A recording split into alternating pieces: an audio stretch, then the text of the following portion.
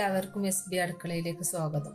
ഇന്ന് നമ്മൾ തയ്യാറാക്കാൻ പോകുന്നത് ഉരുളക്കിഴങ്ങ് വറ ഫ്രൈ ആണ്. അതിന് വേണ്ട ഉരുളക്കിഴങ്ങ് ഇതുപോലെ വട്ടത്തിൽ ചെറിയ കനമില്ലാതെ അരിഞ്ഞെടുക്കണം. 3 ഉരുളക്കിഴങ്ങ് ഉണ്ട്.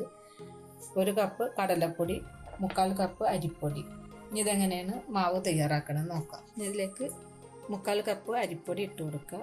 1 കപ്പ് കടലപ്പൊടി, 1 സ്പൂണ് ഇഞ്ചും വെളുത്തുള്ളി അരച്ച പേസ്റ്റ്, 1 നുള്ളു കായപ്പൊടിയും കൂടി നമുക്ക് ഇതിലേക്ക് ഇട്ട് കൊടുക്കാം.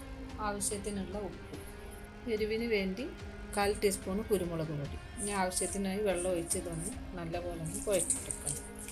അപ്പോൾ മാവൊക്കെ നല്ലപോലെ നമ്മൾ കുഴച്ചെടുത്തിട്ടുണ്ട്. ഈ ലൂസിലാണ് നമ്മൾ എടുക്കേണ്ടത്.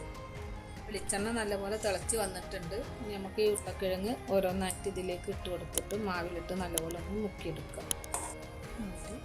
തിളച്ച എണ്ണയിലേക്ക് ഇട്ട് കൊടുക്കാം.